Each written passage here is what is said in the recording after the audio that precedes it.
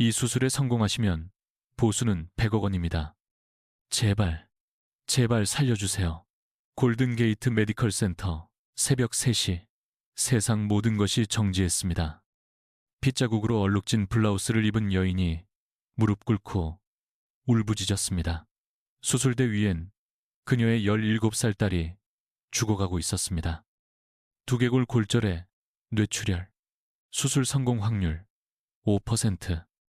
100억이라는 거액에도 누구 하나 선뜻 나서지 못했습니다. 그때 구석에서 한 인물이 조용히 몸을 일으켰습니다. 29의 한국계 의사 박서연, 바로 그녀였습니다. 제가 집도하겠습니다. 사실 이 끔찍한 악몽은 불과 3시간 전에 시작되었습니다. 빅토리아 스털링은 딸 올리비아와 캘리포니아 해안도로를 달리고 있었습니다. 실리콘밸리 최고의 AI 기업가로 꼽히는 그녀였지만 일주일에 한 번 딸과 보내는 이 시간만큼은 세상 그 무엇보다 소중했습니다. 올리비아는 엄마를 쏙 빼닮은 명랑한 성격의 17 소녀였습니다. 명문사립학교에 다니고 있었지만 그녀에겐 엄마와의 시간이 가장 소중했습니다. 특히 단둘만의 이 드라이브는 일주일 중 그녀가 가장 행복해하는 순간이었습니다. 엄마, 이 노래 대박이지 않아? 요즘 제일 잘 나가는 노래야. 올리비아가 차 안에서 리듬을 타며 최신 팝 음악을 틀었습니다.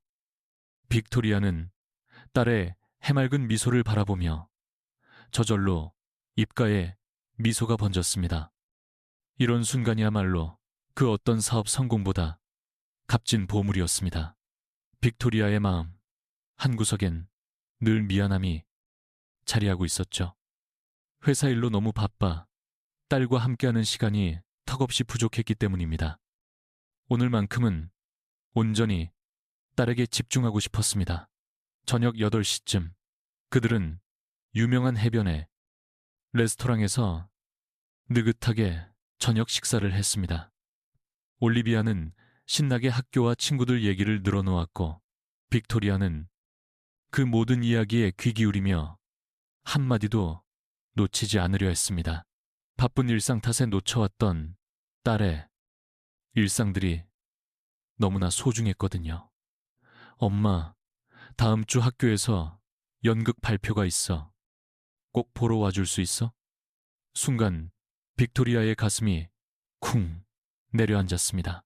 그간 얼마나 많은 순간을 놓쳤을까 하는 후회가 밀려왔습니다. 당연하지. 엄마가 그걸 어떻게 놓칠 수 있겠니?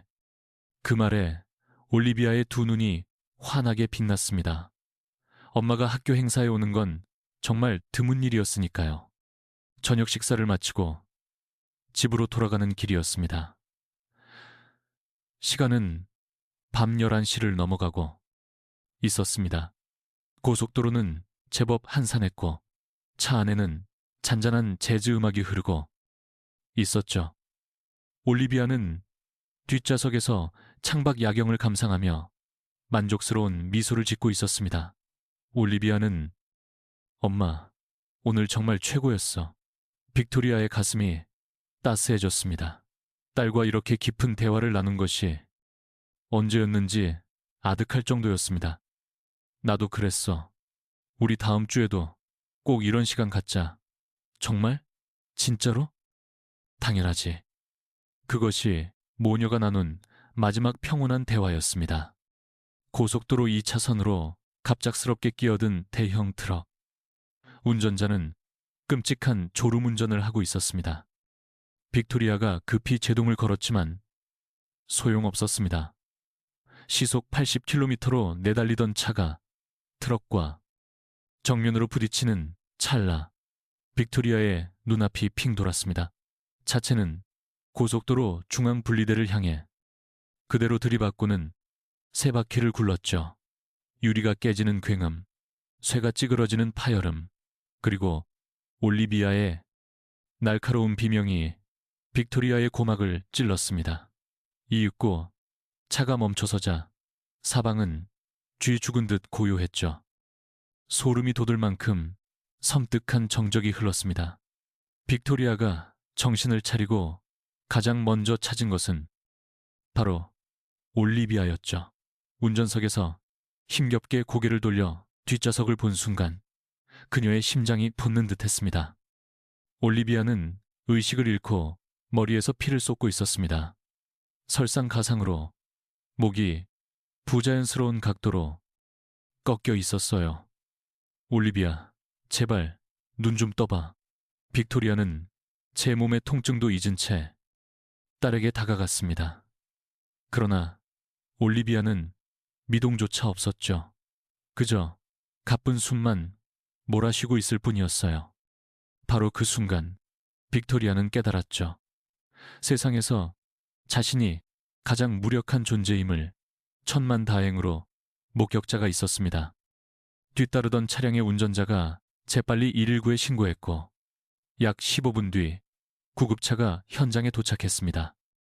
구급대원들이 일사불란하게 올리비아를 차에 태웠습니다. 빅토리아도 동승했지만 그녀의 머릿속에는 이 또 자신의 상처가 아닌 오직 딸 걱정뿐이었죠. 우리 딸 상태가 어떤가요? 빅토리아의 목소리는 가늘게 떨려 나왔습니다. 지금은 단정할 수 없습니다. 병원에서 정밀 검사를 해 봐야 알 수 있습니다. 구급대원의 말투는 사무적이었죠. 하지만 빅토리아는 그들의 얼굴에 스치는 미세한 불안감을 놓치지 않았습니다. 상황이 위중하단 걸 직감했죠. 가장 인접한 병원인 골든게이트, 메디컬 센터까지의 20분. 빅토리아에게는 그 시간이 20년처럼 길게만 느껴졌습니다. 구급차 안 올리비아의 바이탈 사인은 계속 흔들렸습니다. 혈압은 계속 떨어지고 맥박은 점점 불규칙해졌죠. 빅토리아는 딸의 싸늘한 손을 놓지 못했습니다. 그녀의 손끝이 파르르 떨렸어요. 심장이 바닥으로 곤두박질 치는 기분이었습니다. 이토록 무력할 수가.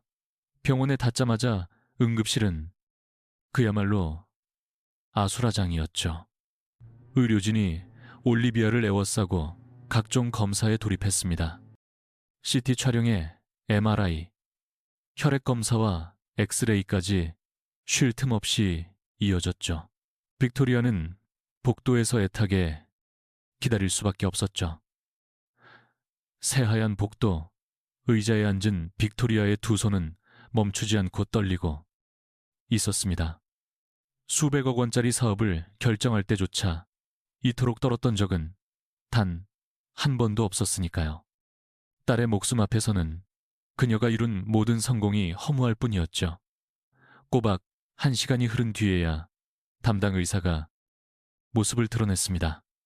리차드 헤이든 박사, 이 병원의 신경외과 과장이었죠.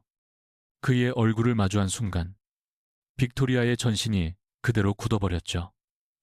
헤이든 박사의 표정엔 짙고 무거운 그림자가 내려앉아 있었습니다. 30년 이상 의사로 살아온 그였지만 그의 얼굴에 이런 그늘이 질 땐 언제나 비보가 뒤따랐기 때문입니다. 스털링 부인, 저와 잠시 따로 얘기하시죠. 두 사람은 조용한 상담실로 자리를 옮겼고 헤이든 박사는 엑스레이 필름과 CT 자료를 책상 위로 펼쳐 보였습니다. 빅토리아의 시야는 온통 검은 점과 하얀 선으로 어지러웠습니다. 따님의 상태 위중합니다. 빅토리아는 다리에 힘이 풀려 의자에 맥없이 주저앉았고 입술은 바싹 타들어갔습니다.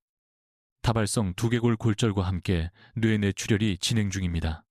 설상가상으로 경추 2번째와 3번째 척추, 손상 또한 막심합니다.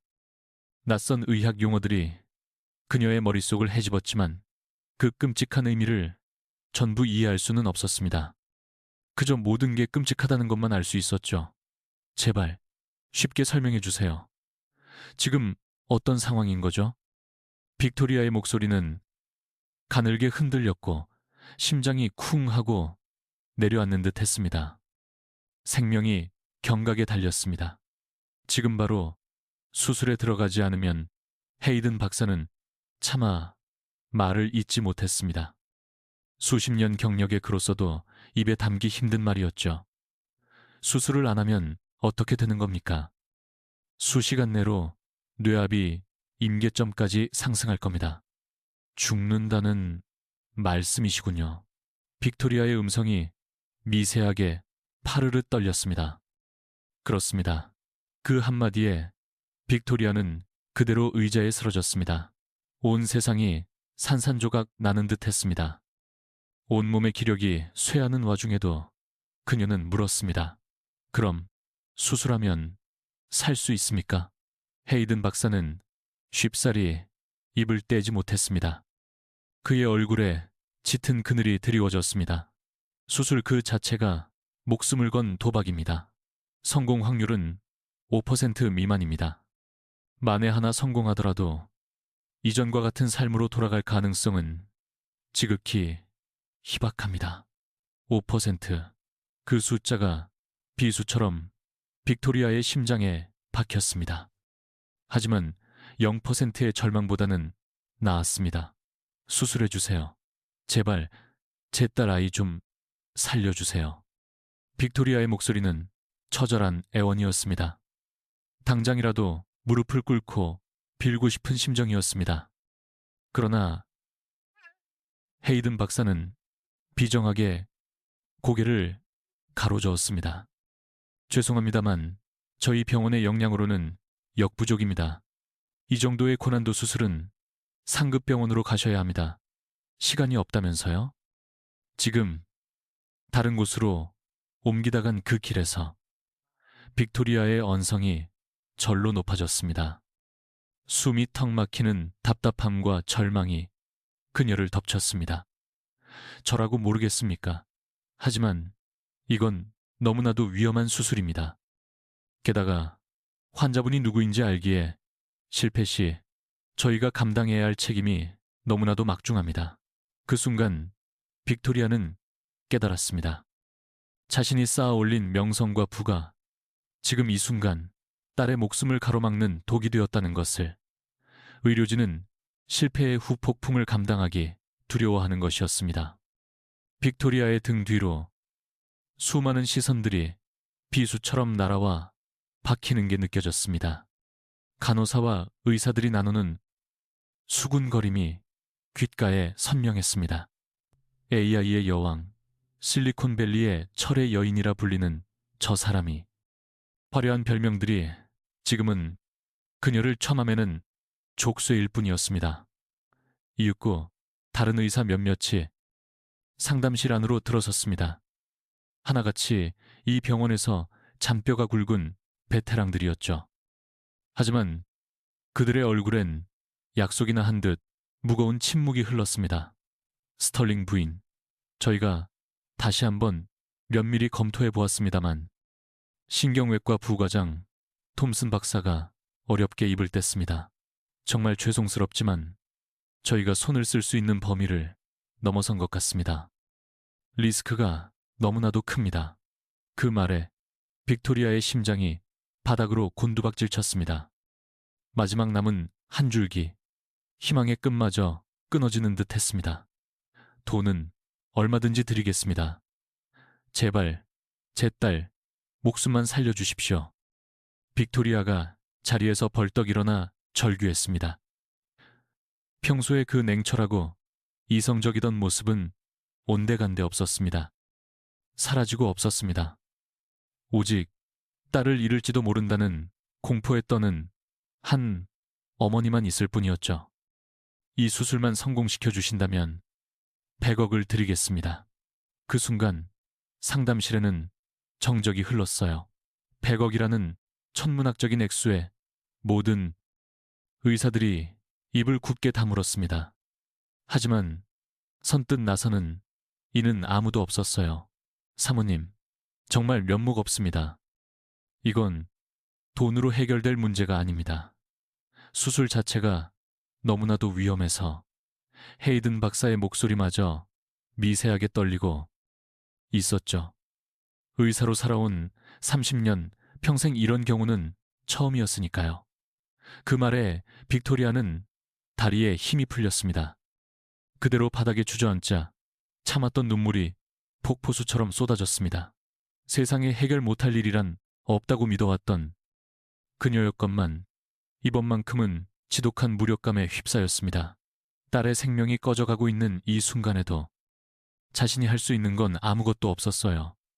세상의 모든 부와 권력을 쥐고도 딸의 목숨 하나 구하지 못하는 현실이 너무나도 잔혹하게 느껴졌습니다.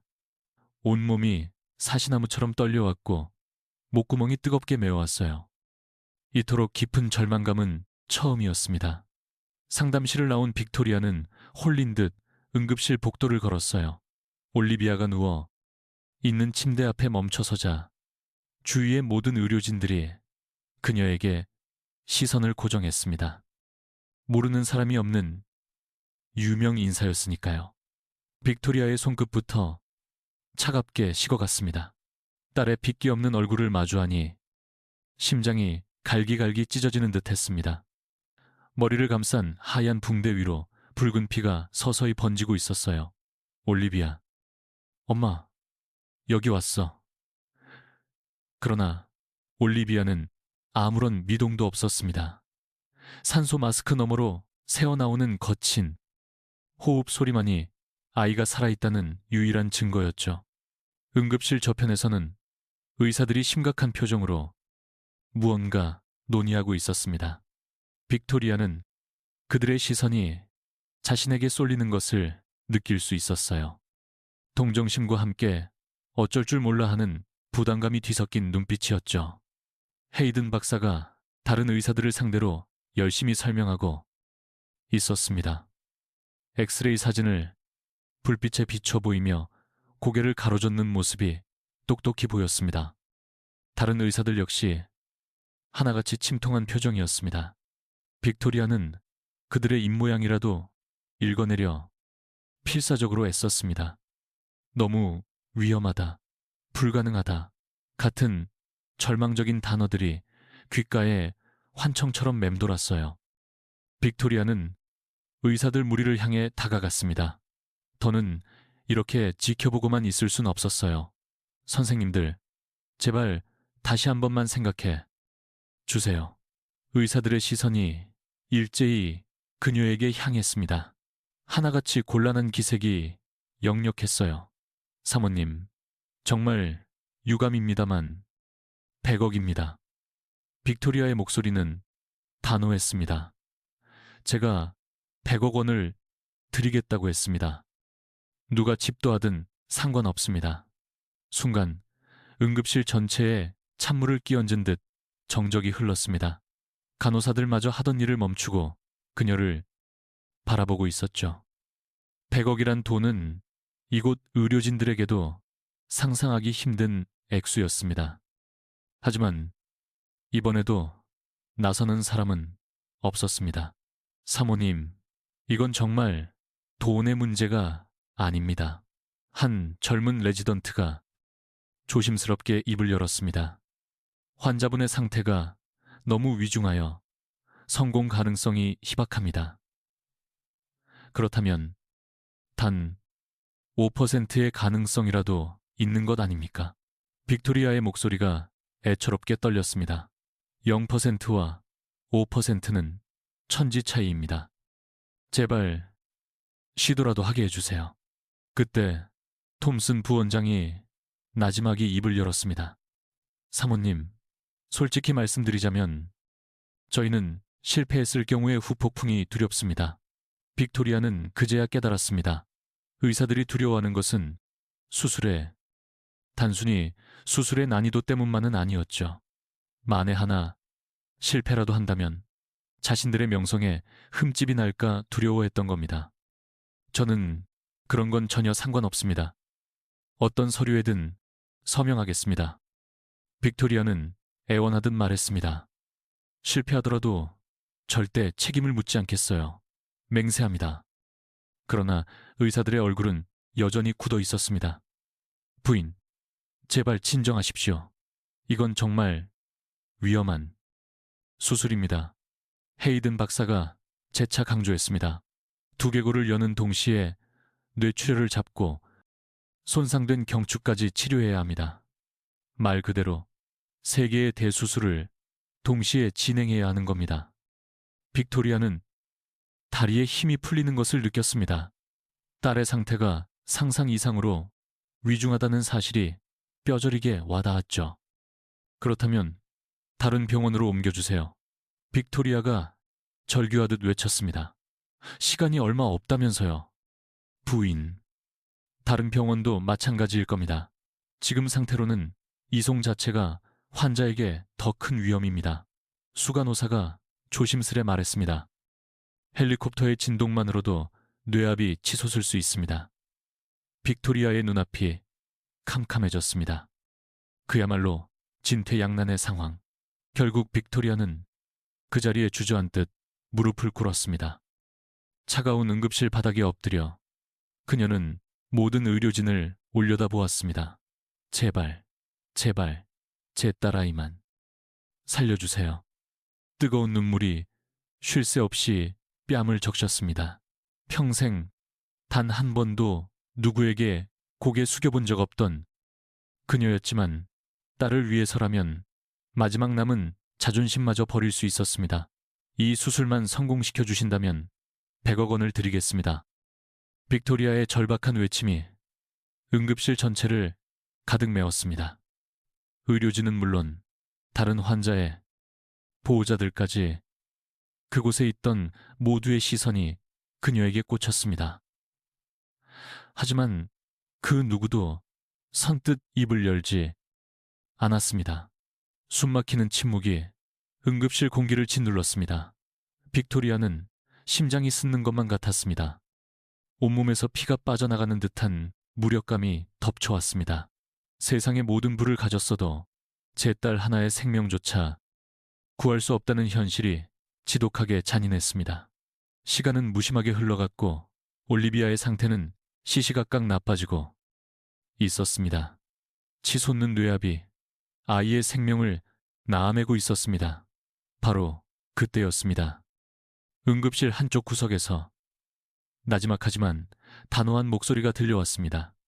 제가 집도하겠습니다. 모든 이들의 시선이 소리가 난 곳으로 향했습니다. 구석 의자에 조용히 앉아있던 젊은 여의사가 몸을 일으키고 있었습니다. 올해 29살 한국계 의사 박서연이었습니다. 그 어떤 동요도 없는 고요하고 강직한 눈빛이었습니다. 가녀린 체구와는 달리 그녀의 목소리에는 강한 심지가 박혀 있었습니다. 제가 그 수술하겠습니다. 원기가 그 수술하겠습니다. 그 순간 빅토리아의 잿빛 눈동자에 한 줄기 희망의 빛이 서렸습니다. 응급실 안의 모든 시선이 박서연에게로 쏠렸습니다. 29이라는 어린 나이, 작은 체구. 그러나 그녀의 눈빛만은 이곳의 그 누구보다 굳건했습니다. 신경외과 5년차 레지던트 박서연. 그녀는 평소 말이 없고 과묵하기로 유명했습니다. 동료들은 그녀를 침묵의 천재라 불렀습니다. 박서연의 손끝이 아주 미세하게 떨리고 있었습니다. 허나 그것은 공포심에서 비롯된 떨림이 아니었습니다.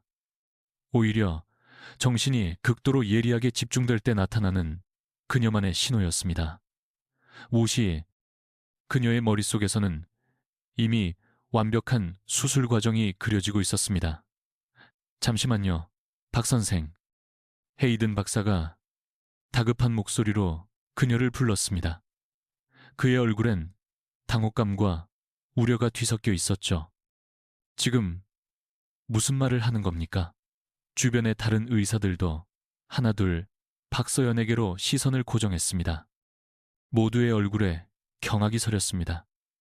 박 선생, 제정신이야? 이건 농담으로 할 소리가 아니라고.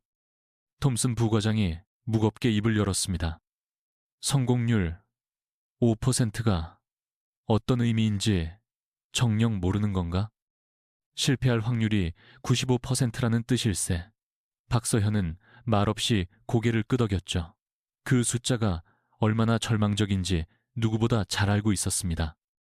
그럼에도 불구하고 저는 해야만 합니다. 박서연의 목소리는 나지막했지만 그 안에는 강한 확신이 담겨 있었습니다. 단 5%의 가능성이라도 있다면 전 그 희망을 놓을 수 없습니다.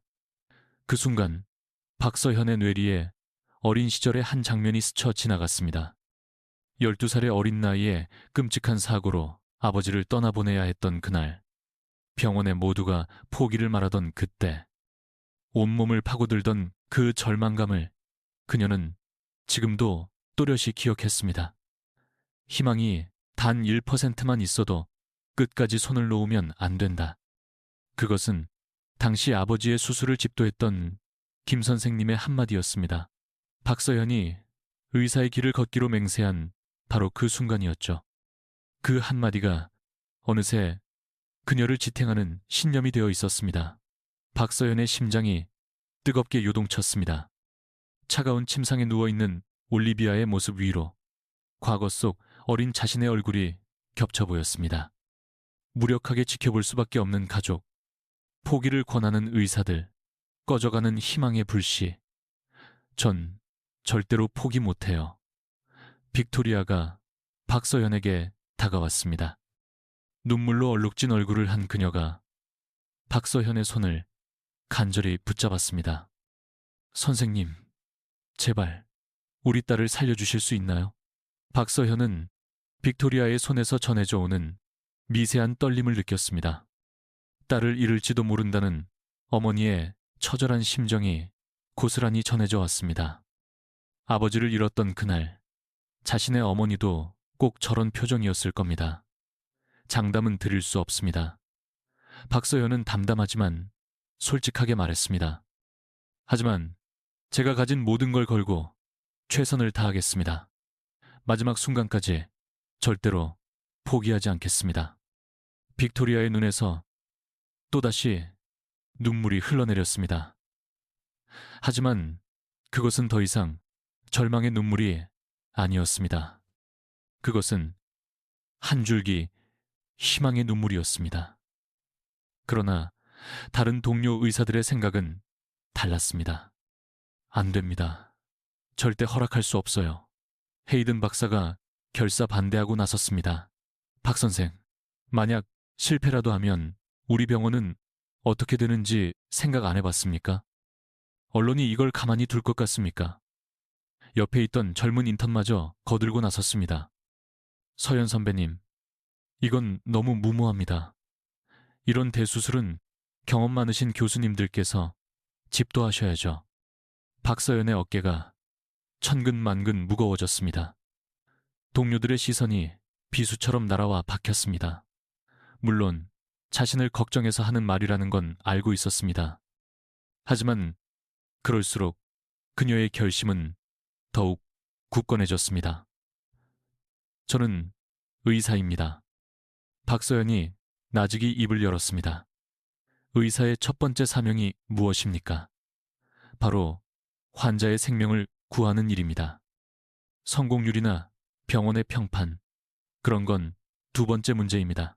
순간 소란스럽던 응급실에 정적이 흘렀습니다. 그녀의 말에는 사람을 움직이는 힘이 있었습니다. 올리비아는 이제 고작 17살입니다.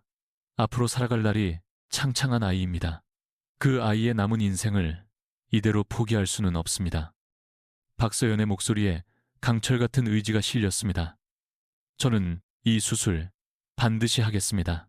설령 저 혼자라도 말입니다. 헤이든 박사가 길고 깊은 한숨을 내쉬었습니다. 박서연의 결심이 얼마나 확고한지 깨달았어요. 정말 보통 고집이 아니군. 그가 고개를 저으며 입을 열었죠. 알겠습니다. 허나 혼자서는 안 돼요. 저도 같이 들어가겠습니다. 박서연의 두 눈이 놀라움에 동그래졌어요. 교수님, 제 30년 의사 인생에서 가장 험난한 수술이 되겠지만 자네 혼자 들여보낼 순 없지. 톰슨 부과장 역시 마지못해 동의했어요. 마취과에도 알려야겠군. 이런 대수술엔 최고의 마취과가 필수니까. 응급실이 순식간에 분주해졌습니다. 간호사들은 수술실 준비로 분주했고 의료진들은 각자 맡은 임무를 재차 확인했습니다. 박서연은 조용히 올리비아의 침상 곁으로 향했습니다. 핏기 없는 소녀의 얼굴을 보며 굳게 다짐했어요. 올리비아, 내가 꼭 살려낼게. 약속한다. 박서연의 손이 올리비아의 싸늘한 손을 감쌌습니다. 그 순간 온몸에 소름이 돋았어요. 꺼져가는 생명의 온기가 손끝으로 전해져 왔습니다. 수술실로 들어가기 직전 박서연은 마지막으로 CT와 MRI 영상을 다시 확인했어요. 두개골 골절 부위, 뇌출혈의 정도, 그리고 경추 손상 범위까지 모든 정보를 머릿속에 각인시켰죠. 우선 뇌압부터 낮춘다. 그 다음 출혈을 잡고 마지막으로 경추를 고정하는 거야. 박서연은 수술 계획을 되뇌었어요. 동시에 세 가지의 대수술을 집도해야 하는 상황이었죠. 아주 작은 실수 하나가 올리비아를 저 세상으로 보낼 수 있었습니다. 박서연의 심장이 격렬하게 뛰었지만 두려움은 곧 고도의 집중력에 잠식됐습니다. 준비됐습니다. 박서연이 빅토리아를 보며 말했죠. 아마 10시간은 좋게 걸릴 겁니다. 수술 중 몇 번의 고비가 있을 거고요. 빅토리아는 말없이 고개를 끄덕였죠. 끝까지 믿겠습니다. 선생님만 믿을게요. 박서연이 수술실로 들어서는 동안 병원 전체가 무거운 긴장감에 휩싸였습니다. 이런 대수술은 병원에서도 전례가 드문 일이었죠. 하물며 5년차 레지던트가 집도하는 수술이라니 박서연은 등 뒤로 꽂히는 시선들을 느꼈어요. 걱정과 응원, 불안과 기대가 뒤섞인 시선들이었습니다. 수술실 입구에선 박서연은 깊이 숨을 골랐습니다. 손을 소독하고 수술복을 챙겨 입으며 마음을 가다듬었죠. 할 수 있다. 반드시 성공시킨다. 박서연의 눈빛은 그 어느 때보다 단단해졌습니다. 이제 진짜 시작이었어요.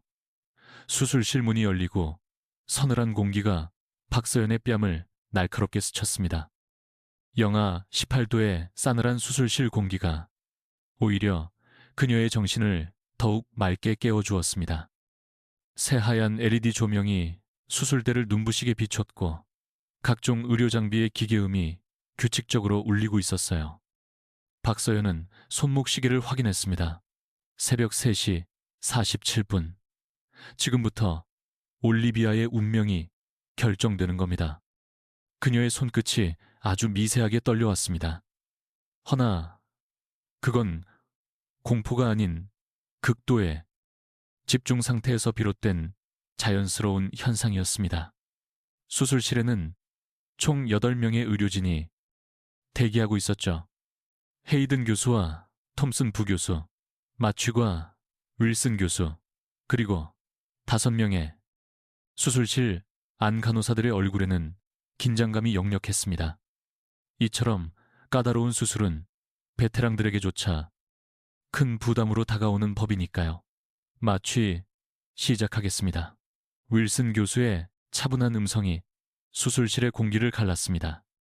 이내 올리비아의 얼굴 위로 마취 마스크가 씌워졌고 여러 모니터가 그녀의 생체 신호를 실시간으로 띄우기 시작했습니다. 박서연은 올리비아의 머리맡에 자리를 잡았습니다.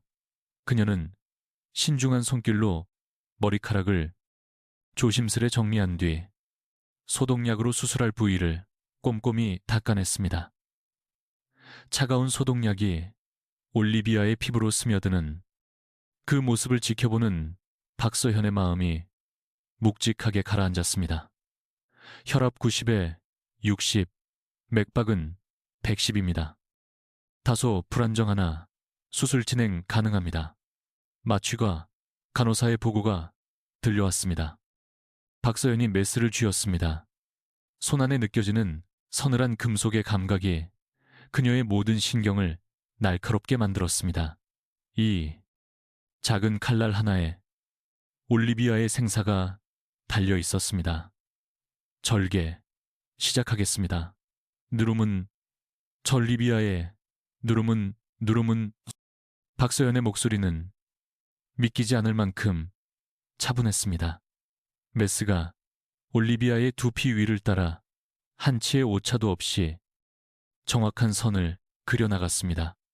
붉은 피가 배어나왔지만 그녀의 손끝에는 미세한 떨림조차 없었습니다.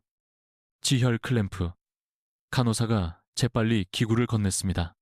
박서연은 능숙한 솜씨로 출혈을 막아내며 수술을 이어갔습니다. 수술실에 모두가 숨죽인 채 그녀의 손놀림 하나하나에 시선을 고정했습니다. 와, 손놀림이 정말 정교하시다. 한 젊은 간호사가 저도 모르게 감탄을 내뱉었습니다. 경력 5년 차 레지던트의 집도라고는 도저히 믿기지 않을 만큼 안정적인 수술이었습니다.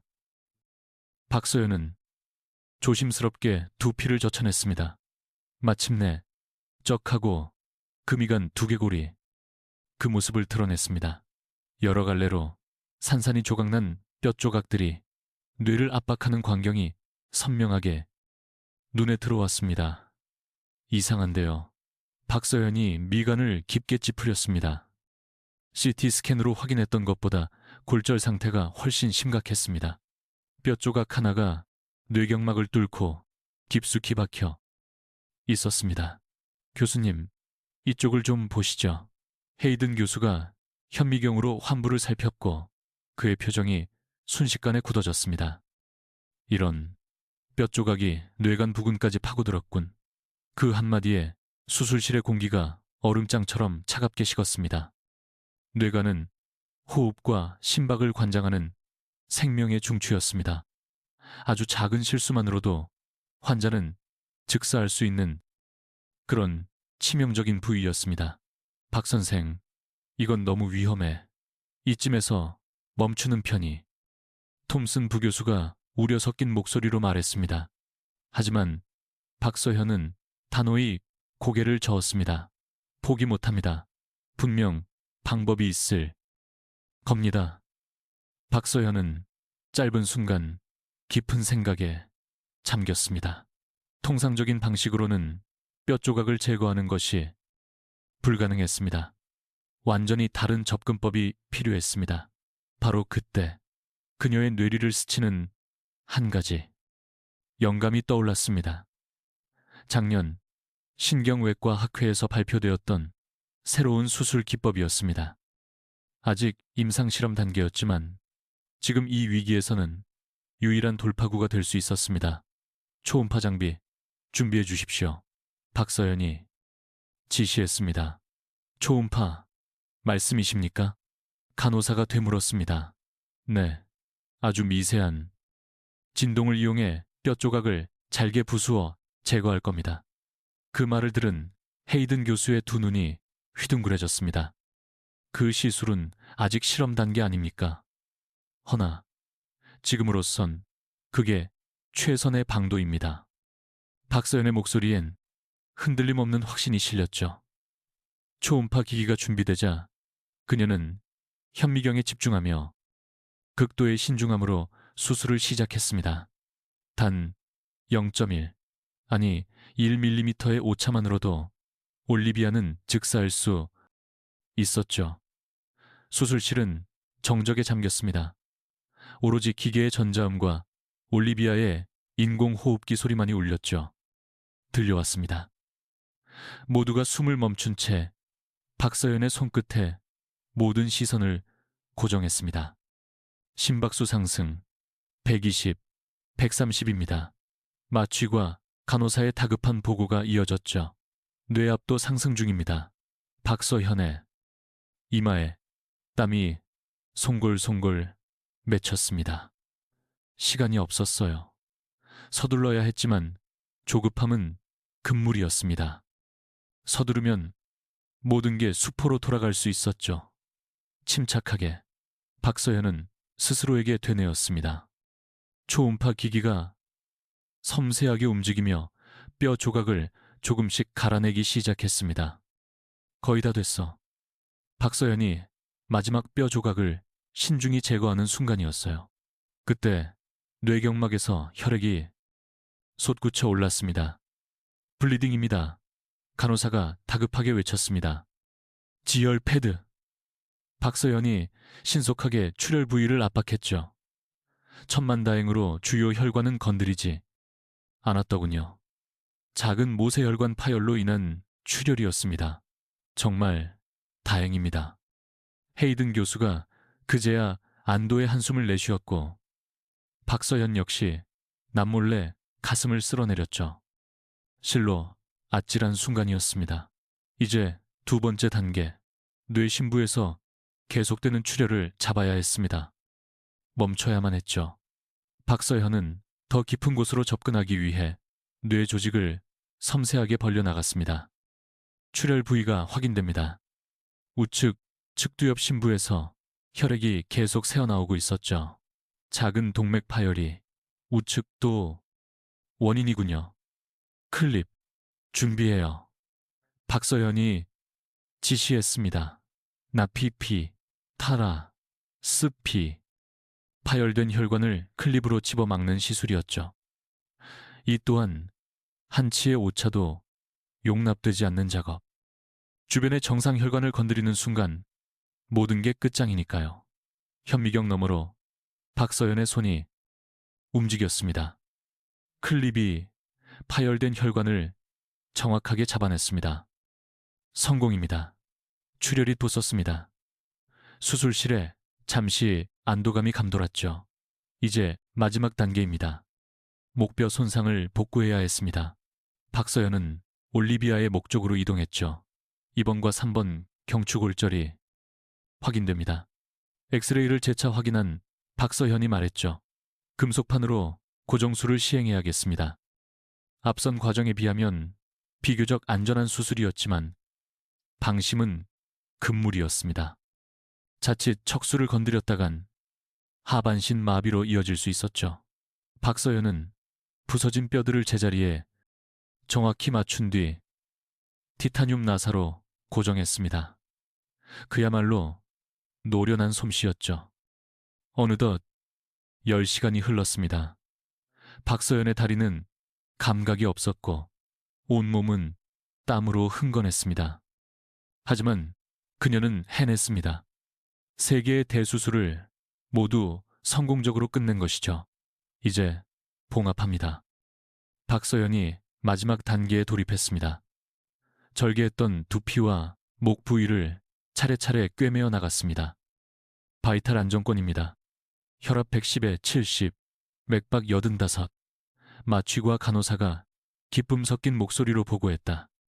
보고가 끝나자 기나긴 수술의 끝이 보였다. 박서연은 마스크를 내리며 안도의 한숨을 내쉬었다. 손이 걷잡을 수 없이 떨려와 서 있기조차 힘들 지경이었다. 정말 믿을 수가 없군. 헤이든 교수가 감탄하며 말했다. 고작 5년차 레지던트가 이런 대수술을 성공시키다니. 그 칭찬에 박서현은 끝내 눈시울이 붉어지고 말았다. 해냈다. 내가 정말 해낸 것이다. 그러나 아직 모든 것이 끝난 건 아니었다. 이제 올리비아가 의식을 회복하길 기다리는 일만 남았다. 수술을 마친 올리비아는 곧장 중환자실로 이송되었다. 새하얀 침대 시트 위에 누운 올리비아의 모습은 깊은 잠에 빠진 천사와도 같았다. 머리는 두꺼운 붕대로 감싸여 있었고 목은 금속 보조기로 고정된 상태였다. 중환자실은 24시간 감시가 이루어지는 특수 병동으로 올리비아의 침대 주위는 온갖 의료 장비들로 가득했다. 심전도 모니터와 뇌압 측정기, 인공호흡기에 링거 스탠드까지 빈틈없이 자리하고 있었다. 규칙적인 기계음만이 그녀의 생명을 붙들고 있었다. 박서현은 올리비아의 곁에 조용히 의자를 끌어와 앉았다. 수술복 대신 가운으로 갈아입었음에도 극심한 피로가 온몸을 짓누르는 듯했다. 10시간을 꼬박 서 있던 다리는 퉁퉁 부어 감각이 없었다. 이제는 정말 기다림의 시간이었다. 박서현은 나지막이 읊조리며 올리비아의 손목에 손을 얹었다. 맥박은 규칙적이고 안정적으로 뛰고 있었다. 그때 중환자실 문이 소리 없이 열리고 빅토리아가 들어섰다. 10시간 넘게 수술실 앞을 지켰던 그녀의 얼굴은 핏기 하나 없이 창백했고 눈밑은 짙게 그늘졌으며 머리도 헝클어져 있었다. 제 딸, 우리 딸은 괜찮은가요? 빅토리아의 목소리가 가늘게 떨려왔다. 딸의 모습을 보자마자 눈물이 터져 나올 뻔했다. 수술은 성공적으로 마쳤습니다. 박서연이 차분한 목소리로 설명했다. 두개골 골절과 뇌출혈, 경추 손상 모두 처치했습니다. 이제 올리비아가 의식을 되찾길 기다리면 됩니다. 빅토리아는 딸의 손을 조심스레 감쌌다. 차가웠지만 희미한 맥박이 느껴졌다. 언제쯤 정신이 들까요? 보통 24시간에서 48시간 정도 걸립니다. 하지만 뇌 수술이라 조금 더 지켜봐야 할 수도 있습니다. 그리고 수술 후 이틀이 지났다. 박서연은 여느 때처럼 올리비아의 상태를 살폈다. 주기적으로 동공 반응을 살피고 반사신경을 확인하는 것이 그녀의 일과였다. 올리비아, 제 목소리 들려요? 박서연이 다정하게 속삭였다. 대답이 돌아올 리 없었지만 지속적인 자극이 회복에 좋다는 걸 그녀는 알고 있었다. 바로 그 순간이었다. 올리비아의 오른쪽 눈꺼풀이 미세하게 파르르 떨렸다.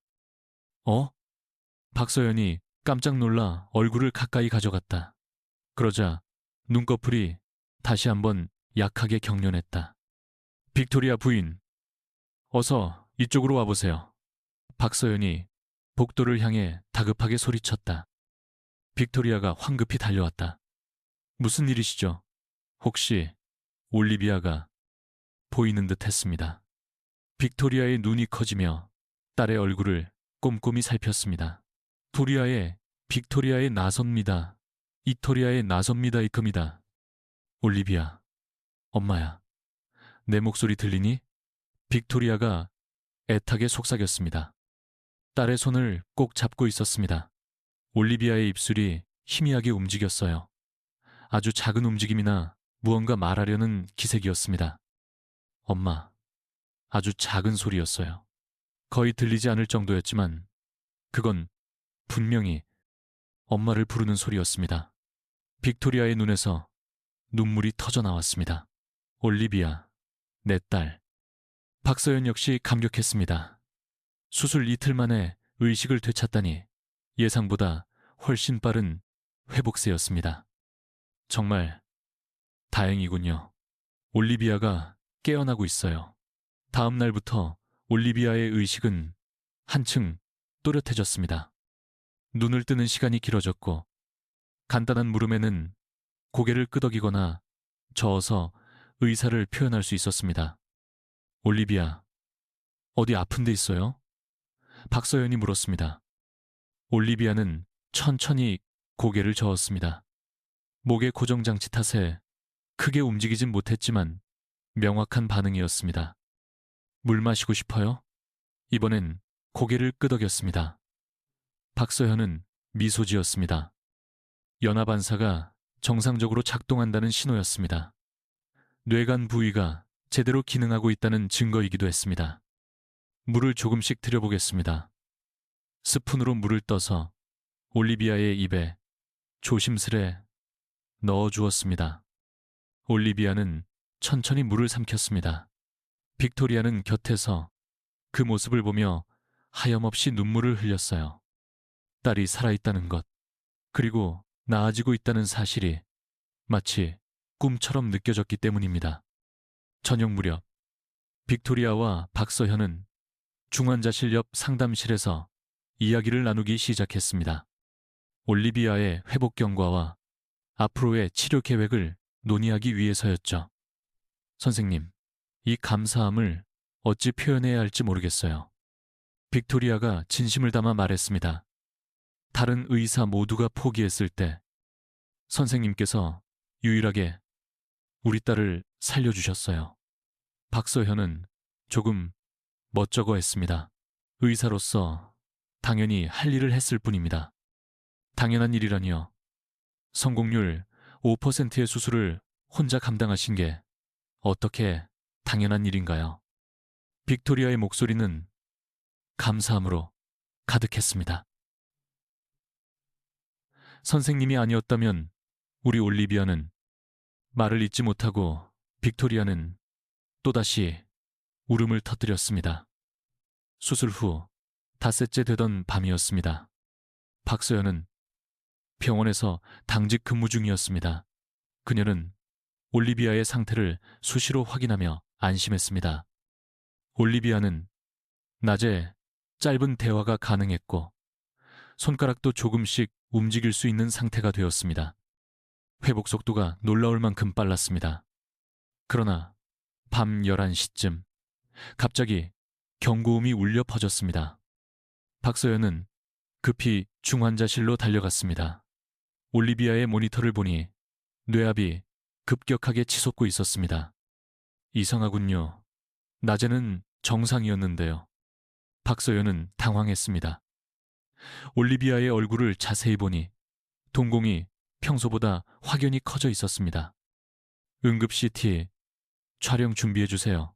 박서연이 간호사에게 지시했습니다. 뭔가 잘못된 게 분명했습니다. 30분 뒤 CT 결과가 나왔습니다. 박서연의 얼굴이 굳어졌어요. 수술 부위 근처에 새로운 출혈이 보였습니다. 문제가 발견됐습니다. 아주 미세한 혈관이었지만 출혈이 서서히 뇌를 압박하고 있었습니다. 지연성 출혈이군요. 박서연이 나지막이 읊조렸습니다. 수술 며칠 뒤에 나타나는 드문 합병증이었죠. 아주 드문 일이지만 한번 발생하면 결과는 치명적이었습니다. 빅토리아는 황급히 병원으로 달려왔습니다. 박서연의 굳은 표정을 보자마자 심상치 않은 일이 터졌음을 직감했죠. 대체 무슨 일인가요?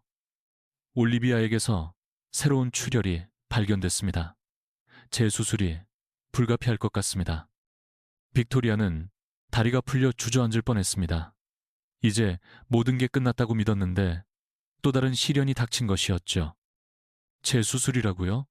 그럼 다시 위험해지는 건가요? 이번 수술은 훨씬 더 어렵습니다. 박서연은 담담히 현실을 전했어요. 첫 수술 부위 때문에 접근조차 쉽지 않습니다. 게다가 올리비아의 몸이 많이 약해져 있어서 그녀는 차마 말을 잇지 못했습니다. 빅토리아 역시 첫 수술과는 비교도 안 될 만큼 상황이 절망적임을 깨달았죠. 하지만 여기서 포기할 순 없습니다. 박서연의 목소리에 결연한 의지가 담겼습니다. 반드시 올리비아를 살려내겠습니다. 이윽고 헤이든 교수, 톰슨 부교수를 비롯한 병원의 베테랑 의사들이 모두 모여들었습니다. 올리비아의 상태를 다시 살폈습니다. 상황이 매우 심각했습니다. 헤이든 교수가 CT 스캔을 보며 말했습니다. 출혈량이 계속해서 늘고 있습니다. 지금 당장 수술하지 않으면 모든 의사들의 얼굴에 깊은 우려가 서렸습니다. 이번 수술은 그야말로 목숨을 건 사투가 될 터였습니다. 박 선생, 이번에도 직접 집도할 건가? 톰슨 부교수가 물었습니다. 박서연은 순간 망설였습니다. 이번만큼은 정말 자신이 없었기 때문입니다. 첫 수술과는 비교할 수 없을 만큼 어려운 조건이었죠. 하지만 그렇다고 올리비아를 포기할 수는 없었습니다. 네, 제가 집도하겠습니다. 하지만 박서연의 목소리엔 이전과 같은 확신이 실려 있지 않았습니다. 하지만 그녀의 책임감은 이전보다 훨씬 더 무거웠습니다. 빅토리아가 박서연의 손을 간절하게 붙잡았습니다. 선생님만 믿습니다. 제발 올리비아를 다시 한 번만 살려주세요. 박서연의 어깨가 천근만근 무거워졌습니다. 어쩌면 이것이 정말 마지막 기회일지도 모른다는 생각에 새벽 4시 골든게이트 메디컬 센터는 고요했습니다. 그러나 6층 신경외과만큼은 팽팽한 긴장감이 맴돌았습니다. 박서연은 수술실 앞 복도를 천천히 걸었습니다. 머릿속에선 수술 과정을 쉴 새 없이 시뮬레이션하고 있었죠. 첫 번째 수술과는 모든 조건이 완전히 달랐습니다. 이미 한번 열었던 두개골을 다시 열어야 했고, 흉터 조직이 시야 확보를 극도로 어렵게 만들 것이 분명했습니다. 설상가상으로 올리비아의 체력은 현저히 떨어진 상태였습니다. 그 순간 박서연의 손끝이 미세하게 떨려왔습니다. 이번 수술만큼은 정말 자신이 없었습니다.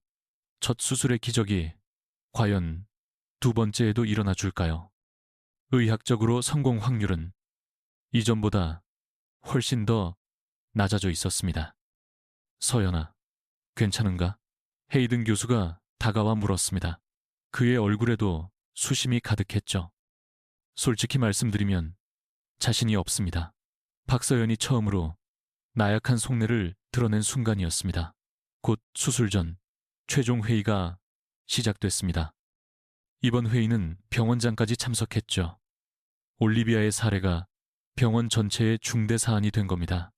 올리비아의 사례가 바로 탄한 박 선생, 정말로 다시 수술대에 오르게 할 겁니까? 병원장 로버트가 굳은 얼굴로 물었습니다. 이미 한 차례 기적을 만들지 않았습니까? 이번 수술은 리스크가 너무나도 큽니다. 주변의 다른 의사들도 반대 의견을 내기 시작했어요. 박 선생, 이미 최선을 다한 겁니다. 환자가 깨어난 이상 여기서 만족해야 하는 것 아닙니까? 실패하면 이번에는 정말 방법이 없어요. 박서연은 가슴이 꽉 막히는 듯 했습니다. 동료들의 지적이 틀리지 않았죠. 이미 기적을 일궈낸 셈이니까요. 그럼에도 올리비아의 상태는 여전히 위중했습니다. 뇌압이 계속 상승한다면 결국엔 생명을 잃을지도 모릅니다. 박서연은 홀로 생각할 시간이 필요했어요. 병원 옥상으로 올라가 도시의 야경을 내려다보았습니다. 새벽 공기가 뺨을 차갑게 스쳤습니다. 정령이 수술을 해야만 할까? 박서연의 마음에 의심이 싹 담습니다. 모두가 반대하는데 나 혼자만의 고집으로 밀어붙이는 것이 과연 옳은 일일까? 첫 수술엔 확신이 있었지만 이번에는 모든 게 불확실했습니다. 예상치 못한 변수가 너무 많았고 실패 확률이 훨씬 높았습니다. 바로 그때 휴대폰이 울렸습니다. 빅토리아가 보낸 문자였습니다. 선생님, 올리비아가 깨어나 선생님부터 찾고 있어요. 고맙다는 말을 꼭 전해달라고 하네요. 박서연의 눈시울이 붉어졌습니다. 그 순간 마음속 모든 의심이 눈 녹듯 사라졌죠. 박서연은 다시 회의실로 향했습니다. 모든 의사들의 시선이 그녀에게 쏠렸죠. 결정 내리셨습니까? 헤이든 교수가 물었습니다. 네, 수술 진행하겠습니다. 박서연의 목소리엔 다시금 결의가 서려 있었습니다. 올리비아는 이제 막 17살입니다. 아직 살아갈 날들이 아주 많이 남은 아이입니다. 병원장이 깊은 한숨을 내쉬었습니다. 박 선생, 만약 실패한다면 모든 책임은 제가 지겠습니다. 박서연이 못 박듯 말했습니다. 성공 여부와 상관없이 모든 결과는 제가 감당합니다. 회의실은 침묵에 잠겼습니다. 박서연의 결연한 의지에 누구도 더는 반대할 수 없었습니다. 곧바로 수술 브리핑이 시작되었습니다. 이번 수술의 난관들을 하나씩 짚어나가기 시작했습니다. 첫 수술 부위 주변으로 흉터, 조직이 형성되어 있습니다. 박서연이 CT 영상을 가리키며 말했습니다. 이 부분을 섬세하게 제거해야만 출혈점에 닿을 수 있습니다. 마취과 윌슨 교수가 우려를 표했습니다. 환자의 체력이 너무나 약해져 있는 상태입니다. 마취 시간을 어떻게든 단축해야만 합니다. 톰슨 부교수도 의견을 더했습니다. 이번엔 수술 시야 확보가 훨씬 까다로울 겁니다. 현미경에만 의존하긴 어렵습니다. 모든 게 첫 수술 때보다 악조건이었습니다. 수술에 들어가기 바로 전 헤이든 교수가 박서연을 따로 불렀습니다. 서연아, 마지막으로 한 번만 더 생각해보렴. 그의 목소리엔 애정어린 걱정이 가득했습니다. 이번 실패는 정말 만회가 불가능해. 환자 목숨도 위태롭고 네 의사 인생까지도. 박서연은 고개를 들어 헤이든 교수를 똑바로 마주했습니다. 교수님, 저는 의사입니다. 그녀의 눈빛은 첫 수술 때와 같이 다시금 확고부동해졌습니다. 의사로서 마지막까지 환자를 포기할 순 없죠. 헤이든 교수가 희미하게 미소 지었어요. 좋아요. 이번에도 함께 합시다. 다른 의사들 또한 하나씩 참여를 결정했습니다. 위험 부담이 컸지만 박서현을 혼자 둘 수는 없었습니다. 빅토리아는 수술실 밖 의자에 앉았죠. 첫 수술 때와 정확히 같은 자리였어요. 하지만 이번에는 더욱더 마음이 불안했죠. 시간은 더디게 흘러갔습니다. 1시간, 2시간, 3시간. 수술실은 침묵을 지킬 뿐이었죠. 복도를 오가는 간호사들이 빅토리아를 의식하는 듯 했지만 빅토리아는 끊임없이 기도했습니다. 평소 신을 믿지 않던 그녀였지만 이런 순간에는 신이라도 붙잡고 매달리고 싶었어요. 제발, 제발 제 딸을 살려주세요. 병원 전체가 이 수술을 주목하고 있었죠. 첫 수술의 성공으로 박서연의 명성은 높아졌지만 이번 수술은 더욱 큰 부담으로 다가왔습니다. 언론까지 주목하기 시작했죠. 기적의 여의사란 별명도 얻었지만 오히려 박서연에겐 엄청난 압박감이었습니다. 수술실 안 그녀는 흉터 조직을 신중하게 제거하는 중이었죠. 지난번 수술보다 훨씬 까다로운 작업이었습니다. 시야 확보가 어렵습니다. 간호사가 염려하며 말했죠. 더욱 신중하게 접근해야겠군요. 박서연의 이마 위로 땀이 송골송골 맺혔습니다. 이번 수술은 그야말로 한계에 도전하는 것이었습니다. 헤이든 교수 역시 굳은 표정으로 박서연을 주시했죠. 언제라도 개입할 준비를 마쳤지만 이토록 정교한 작업은 오직 박서현만이 할 수 있었어요. 아주 조금만 더. 박서현은 속으로 되뇌었습니다. 올리비아의 목숨이 그녀 손에 달려 있었으니까요. 수술은 계속됐습니다. 박서현은 흉터 조직을 신중히 박리하고 있었어요. 첫 수술로 인한 유착 부위는 생각했던 것보다 훨씬 더 복잡한 상태였습니다. 거미줄처럼 엉킨 조직을 하나하나 떼어내야만 했습니다. 교수님, 뭔가 이상합니다. 현미경에서 눈을 떼지 않은 채 박서현이 말했죠. 헤이든 교수도 함께 현미경을 들여다봤습니다. 그리고 그의 표정이 순식간에 굳었죠. 이런 전혀 예상치 못한 위치입니다. 출혈점은 훨씬 더 깊은 곳, 뇌의 주요 혈관이 밀집된 위험지대에 있었죠. 아주 작은 실수 하나가 대량 출혈로 이어질 수 있는 그런 곳이었습니다. 그 순간 박서연의 손이 허공에서 멈췄습니다. 전혀 예측하지 못한 돌발 상황이었죠. 자세히 들여다보니 문제는 더욱 심각했습니다. 단순한 지연성 출혈이 아니었던 겁니다. 이건 대체 박서연의 눈에 작은 혈관 덩어리 하나가 포착됐습니다. 마치 작은 포도송이 같은 모양의 혈관 기형이었죠. 이건 혈관 기형입니다. 톰슨 부교수가 경악하며 말했습니다. 동정맥 기형 같습니다. 이건 선천성 질환인데. 그 말에 박서연의 심장이 쿵 내려앉았습니다. 동정맥 기형이란 태어날 때부터 혈관이 비정상적으로 얽혀 있는 선천적 질환이었죠. 교통사고와는 무관하게 본래부터 존재했던 병변. 그렇다면 이것이 출혈의 진짜 원인이었나?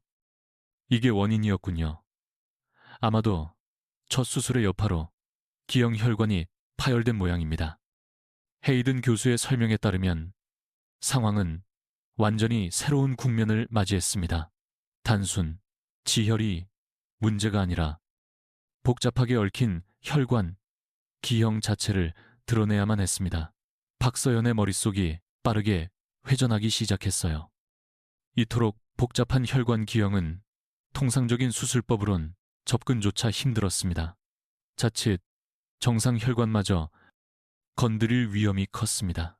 바로 그 순간 박서현의 뇌리에 한 가지 수술법이 스쳐 지나갔습니다. 작년 독일의 한 의학 학술지에서 접했던 기법이었습니다. 레이저로 기형 혈관을 정밀하게 차단해 나가는 방식이었죠. 레이저 장비 준비 가능합니까? 박서연이 단호하게 물었습니다. 레이저 말입니까? 뇌수술에 레이저를 사용하신다는 겁니까? 간호사의 목소리에 의구심이 묻어났습니다. 맞습니다. 미세 레이저로 혈관을 하나하나 차단할 겁니다. 그 말에 헤이든 교수의 눈이 휘둥그레졌습니다. 그 기술은 아직 임상 실험 단계 아닙니까? 하지만 현 상황에선 이 방법이 유일한 희망입니다.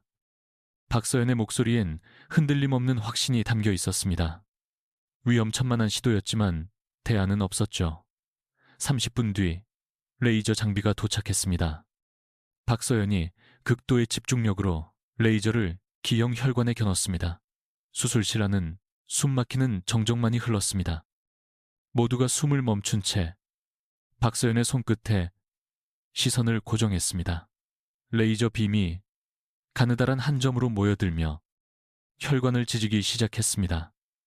첫 번째 혈관, 차단 성공. 박서연이 나지막이 읊조렸습니다. 하나하나 신중하게 기형 혈관을 막아나갔습니다. 갑자기 심박수 상승, 130, 140으로 뜁니다. 마취과 간호사가 다급한 목소리로 외쳤습니다. 뇌압까지 상승하고 있습니다. 시간이 얼마 없었습니다. 조금만 지체되어도 올리비아의 뇌에 치명적인 손상이 올 수 있었습니다. 박서연의 이마에 식은땀이 맺혔습니다. 손목이 저려왔지만 그녀는 정교한 손놀림을 멈추지 않았습니다. 그렇게 혈관을 막던 바로 그 순간 예상치 못한 부위에서 피가 뿜어져 나왔습니다. 출혈입니다. 간호사의 비명이 터져 나왔습니다. 박서연이 반사적으로 지혈 패드를 댔지만 붉은 피는 멈추지 않고 계속해서 솟아올랐습니다. 주요 혈관이 터진 것 같습니다. 톰슨 부교수가 새파랗게 질린 얼굴로 말했습니다. 박서연의 심장이 쿵 하고 내려앉았습니다. 그야말로 최악의 상황이었습니다. 뇌의 주 혈관 파열은 수분 내로 올리비아의 목숨을 앗아갈 수 있었습니다. 클립! 당장 클립 가져와! 박서연이 다급하게 외쳤습니다. 하지만 쏟아지는 피 때문에 출혈 지점이 전혀 보이지 않았습니다. 박서연은 짧게 심호흡을 했습니다. 이런 위기일수록 냉정함을 잃으면 안 됐습니다. 여기서 흔들리면 모든 게 끝장이었죠. 석션으로 혈액을 제거해요. 간호사가 재빨리 흡입기로 고인 피를 빨아들이자 시야가 서서히 확보되기 시작했습니다. 박서연은 현미경에 더욱 바짝 얼굴을 묻었습니다. 눈을 부릅뜬 채 출혈의 근원지를 샅샅이 훑었습니다. 찾았다. 저기야. 아주 미세한 혈관이었습니다. 아마 레이저 시술 중 스치면서 손상된 모양이었습니다. 박서연이 숨을 멈추고 조심스럽게 클립을 그 혈관으로 가져갔습니다. 미세하게 떨리는 손끝이었지만 클립은 정확히 혈관을 움켜쥐었습니다. 성공입니다. 출혈을 잡았어요.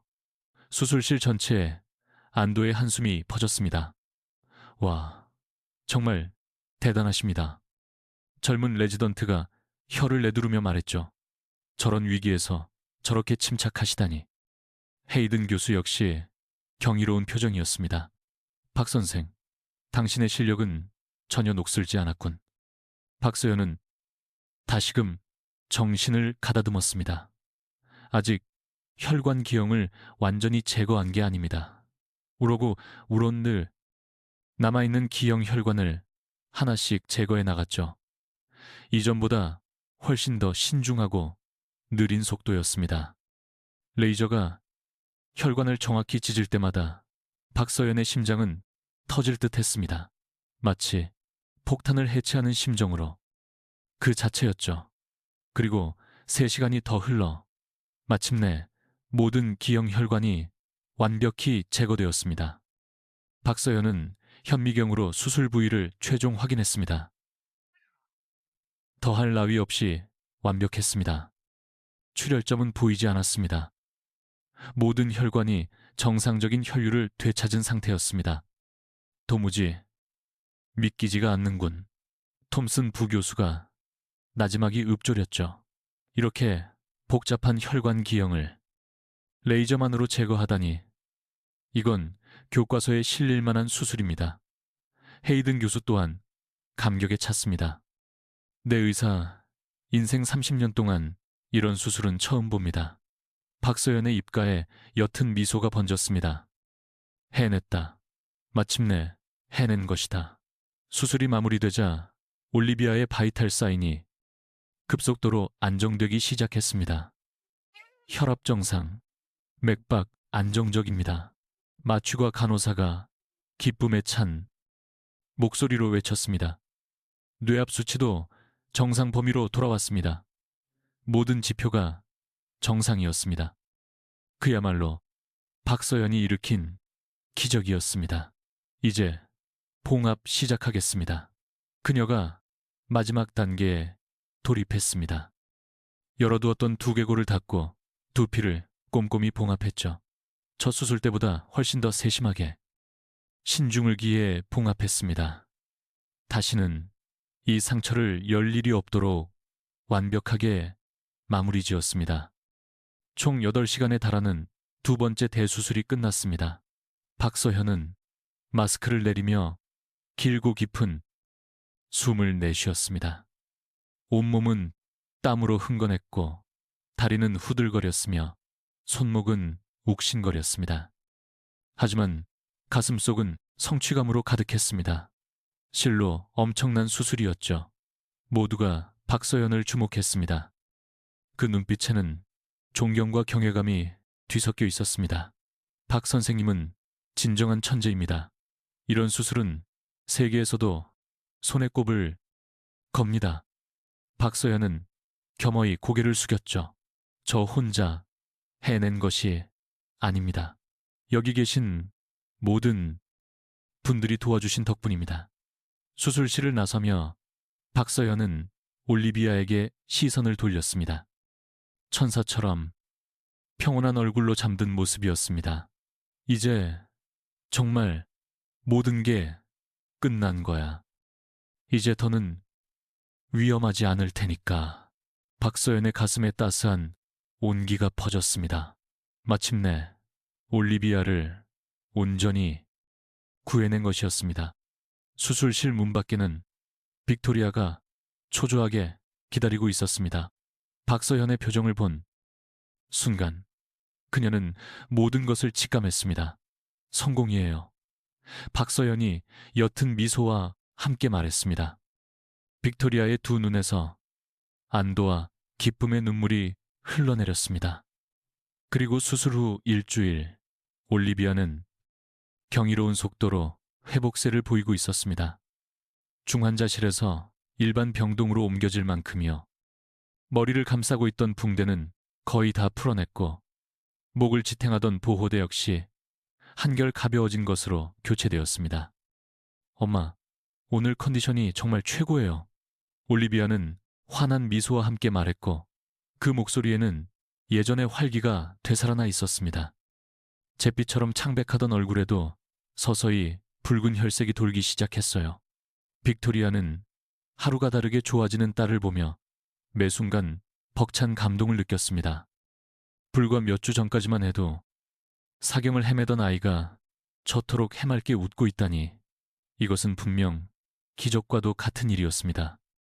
의사 선생님, 오실 시간 다 됐지? 네.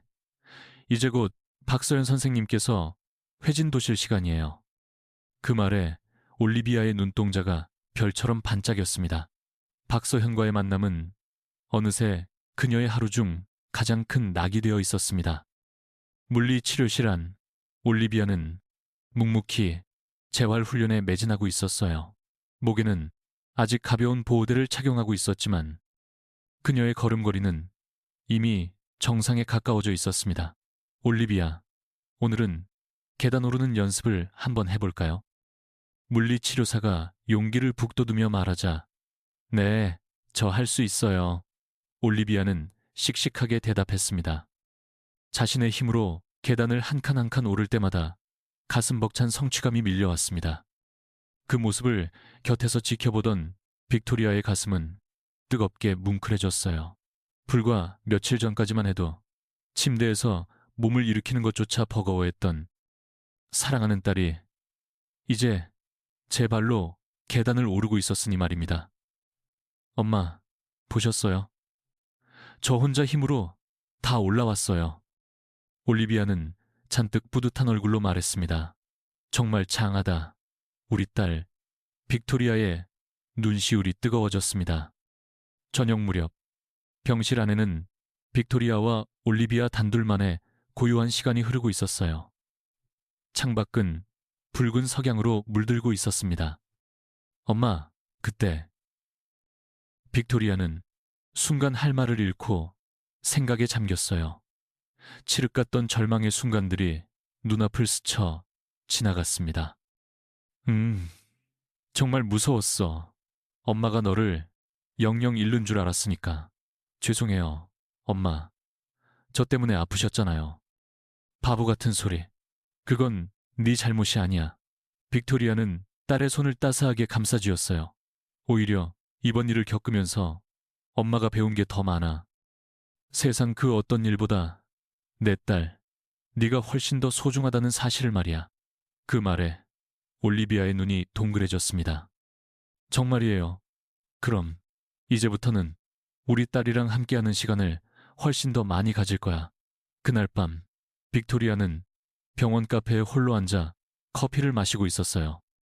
숨 가쁘게 달려온 지난 몇 주를 되돌아보며 깊은 상념에 빠져들었습니다. 평소 같았으면 지금 이 시간에도 회사에 남아 야근을 하고 있었을 테지요. 수십억 원이 오가는 거대 프로젝트들이 오직 그녀의 결정만을 기다리고 있었죠. 하지만 지금 그녀에게는 그 모든 것들이 하찮게만 느껴졌어요. 아, 돈이 인생의 전부는 아니었구나. 빅토리아는 태어나 처음으로 그런 생각을 했어요. 100억 원을 준다 해도 딸의 생명과 바꿀 수 없었던 바로 그 끔찍한 순간이 떠올랐기 때문입니다. 진정으로 중요한 것은 돈이 아니라 바로 곁에 있는 사람이었다는 것을요. 그때 핸드폰이 울렸어요. 회사에서 걸려온 긴급한 전화였습니다. 중국 측 투자자들이 당장 내일 미팅을 원한다는 내용이었습니다.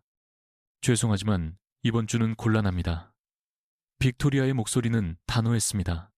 여러분은 벡서스의 관련 일정은 모두 다음 주로 잡아주세요. 지금 제게는 딸 아이가 최우선입니다.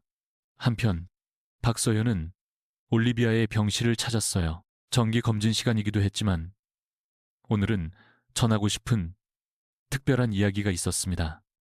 올리비아, 몸은 좀 어때? 네, 정말 좋아요. 오늘 물리치료 시간에 계단도 혼자서. 수치가 올랐구나. 올리비아가 밝게 말하자 박서연이 온화하게 미소 지었다. 환자가 회복하는 걸 보는 것만큼 의사에게 큰 기쁨은 없었다. 올리비아, 혹시 장래 희망이 있니? 아직은 잘 모르겠어요. 올리비아는 잠시 생각하더니 말했다. 하지만 선생님처럼 남을 돕는 일을 하고 싶어요. 하고 싶다는 그 말에 박서연의 가슴이 뭉클해졌다. 의사가 되고 싶다는 말이구나. 네, 선생님처럼 정말 멋진 의사가 되고 싶어요. 그날을 기점으로 올리비아는 의학에 깊은 흥미를 보이기 시작했다. 박서연이 가져다준 의학 서적들을 열심히 읽었다. 선생님, 뇌수술은 정말로 어려운 건가요? 올리비아가 사뭇 진지하게 물었다. 아주 정교한 기술이 필요하단다. 저도 나중에 뇌수술을 할 수 있게 될까요?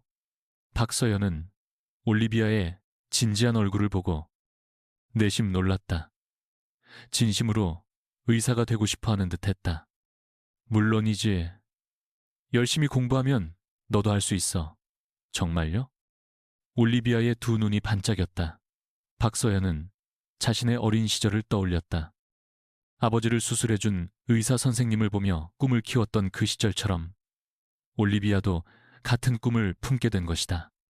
퇴원을 며칠 앞둔 날, 빅토리아는 올리비아와 병원들을 거닐었다.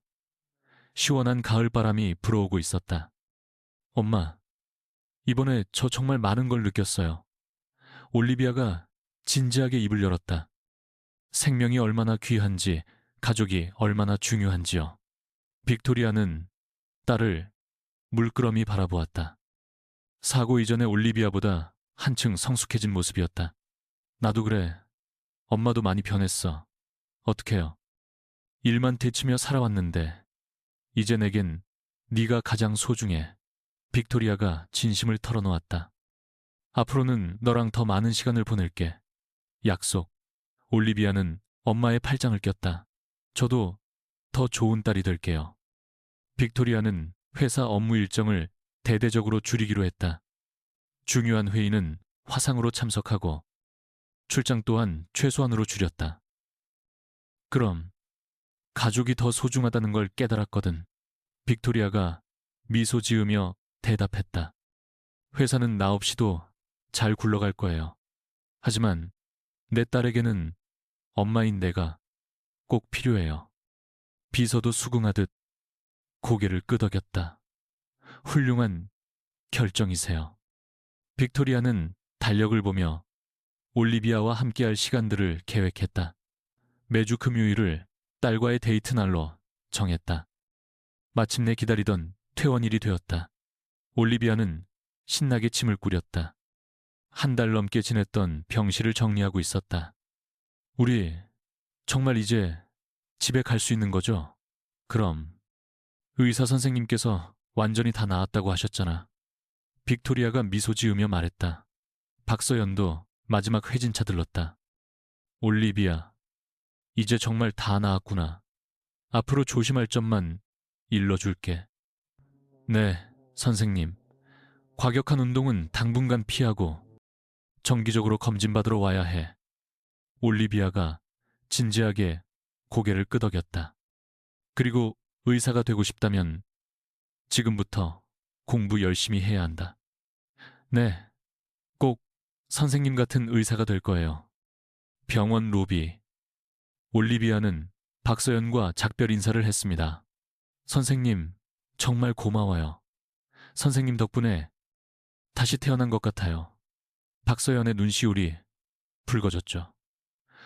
올리비아, 부디 행복하게 지내야 해. 그리고 내 꿈을 반드시 이루길 바랄게.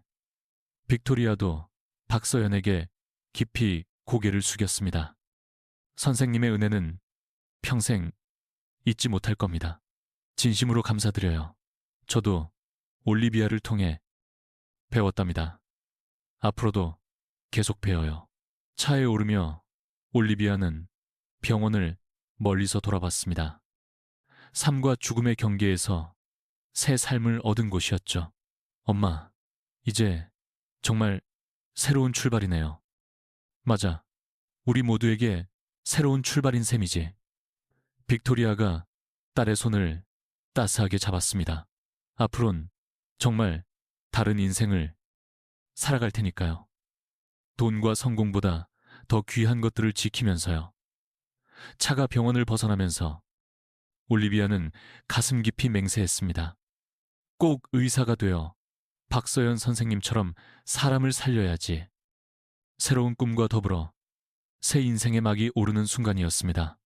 캘리포니아의 가을볕이 포근하게 내리쬐던 어느 토요일 오후였습니다. 골든게이트 메디컬 센터 앞 한 카페에서 세 여인이 재회했습니다. 바로 박서연, 빅토리아, 그리고 올리비아였죠. 올리비아는 어느덧 19살이 되었습니다. 긴 금발을 하나로 묶고 의대 옛과 서적을 옆에 끼고 있었죠. 목에 남았던 수술 자국은 거의 보이지 않을 만큼이나 암으로 있었습니다. 무엇보다 그녀의 눈빛이 달라졌죠. 꿈을 깼는 젊음의 굳은 의지가 담겨 있었습니다. 선생님, 이번 학기 해부학이 정말 만만찮아요. 올리비아가 웃으며 푸념했어요. 그래도 정말 흥미진진해요. 특히 뇌구조 파트는 경이로워요. 박서연이 흐뭇하게 미소 지었죠. 이태 전 죽음의 문턱을 넘었던 소녀가 이제 미래의 의학도로 자라고 있었습니다. 올리비아, 의대 준비는 잘 돼가? 박서연이 다정하게 물어봤습니다. MCAT 준비 중이에요. 내년에 시험에 응시할 거예요. 올리비아의 목소리에는 확신이 가득했어요. 목표는 스탠퍼드 의대랍니다. 선생님처럼 신경과를 전공하고 싶으니까요. 빅토리아가 딸을 대견하게 바라봤어요. 불과 이태 전만 해도 상상조차 못했던 광경이었습니다. 정말 자랑스럽다, 우리 딸. 근데 올리비아, 신경외과는 정말 험난한 길이거든. 박서연이 진심으로 말했습니다. 8년 넘게 공부해야 하고 수술도 정말 고되단다. 괜찮아요. 선생님께서 제게 새 생명을 주신 것처럼 저도 희망이 되고 싶어요. 올리비아의 눈이 초롱초롱 빛났어요. 그 벅찬 기분을 저도 알고 싶어요. 선생님은 요즘 어떠세요? 승진 소식 들었어요. 올리비아가 호기심 어린 눈으로 물었습니다. 박서연이 멋쩍게 웃었죠. 네, 펠로우십을 마치고 정식 신경외과 전문의가 되었답니다. 축하드려요. 올리비아와 빅토리아가 함께 기뻐했죠. 그리고 실은 제가 곧 새로운 도전을 시작하게 됐어요. 박서연이 차분히 입을 열었습니다. 어떤 도전인데요? 의료 환경이 열악한 아프리카로 의료 봉사를 가기로 했답니다. 그 말에 두 사람의 눈이 휘둥그레졌죠. 6달간 케냐에 머물며 아이들을 돌볼 예정이에요. 선생님, 정말 존경스러워요. 올리비아가 감탄하며 말했죠. 저도 훌륭한 의사가 되면 그런 일을 꼭 하고 싶어요. 그럼 훗날 같이 가자꾸나. 박서연이 활짝 웃으며 말했죠. 정말이죠. 꼭 약속이에요. 세 사람 함께 미소 지었다.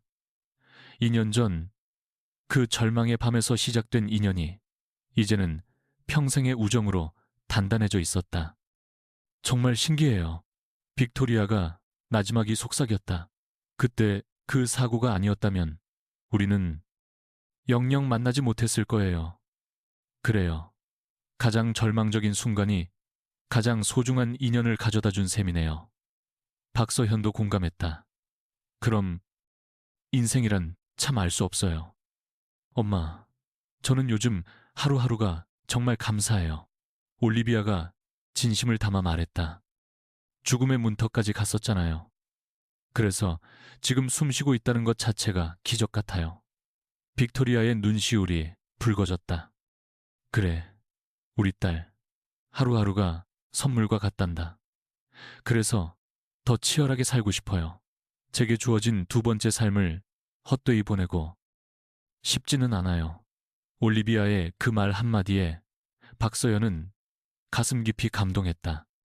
올리비아, 너는 분명 훌륭한 의사가 될 거야. 그보다 더 훌륭한 사람이 될 거고. 빅토리아는 딸을 더없이 자랑스러운 눈빛으로 바라봤다. 저도 완전히 다른 사람이 됐어요. 빅토리아가 담담히 고백했다. 예전에 저는 오직 성공과 돈만 돌았죠. 하지만 지금은 정말 의미 있는 일을 하고 있답니다. 재단 일이 회사 일보다 훨씬 보람 있으시죠? 박서연이 미소 지으며 물었다. 비교조차 할 수 없을 정도예요. 아픈 아이들이 치료를 받고 천진난만하게 웃는 모습을 볼 때 그보다 더 큰 행복은 없어요. 빅토리아의 얼굴에 성스러운 빛이 감돌았다. 올리비아를 영영 잃을 뻔했던 그 끔찍한 경험이 저를 송두리째 바꿔놓았어요. 그리고 선생님을 만나게 된 것도요. 올리비아가 따스한 눈빛으로 박서연을 바라보며 말했다. 선생님께서 곁에 안 계셨다면 이 모든 일은 불가능했을 거예요. 아닙니다. 저도 많이 배웠습니다. 박서연이 겸허하게 말했다. 올리비아를 돌보면서 의사로서 진정으로 중요한 것이 무엇인지 깨닫게 됐거든요. 그게 뭔데요? 절대 포기하지 않는 마음입니다. 아무리 상황이 절망적이고 확률이 희박해도 환자를 끝까지 믿어주는 것, 그것입니다. 박서현의 목소리에는 굳은 신념이 담겨 있었다. 그 경험 이후로 훨씬 더 어려운 수술들을 성공시킬 수 있었습니다. 정말이세요? 네. 올리비아 덕분에 제가 더 성장한 의사가 된 겁니다. 박서현이 진심을 다해 말했다. 그리고 이번 아프리카 의료봉사 역시도 그때의 경험이 있었기에 내릴 수 있었던 결심입니다. 빅토리아 부인, 그때 말씀하신 100억 원을 제안하셨었죠. 박서연이 조심스럽게 화제를 꺼냈다. 아, 그 돈 말인가요? 아, 이를테 빅토리아가 환하게 웃었다. 사실은 그 돈으로 재단을 설립했어요. 본래 선생님께 드리려 했던 바로 그 돈으로요. 정말입니까? 네. 선생님께서 거절하신 덕분에 다른 길을 찾다가 재단을 세우게 된 거죠. 박서연의 눈이 동그래졌다. 그렇다면 결국 그 돈이 훨씬 더 많은 생명을 구하고 있는 셈이군요. 바로 그거예요. 한 사람이 갖는 것보다 훨씬 더 큰 의미가 있죠. 빅토리아가 더없이 행복한 표정으로 말했다. 이것이야말로 진정한 보상이 아닐까 싶어요.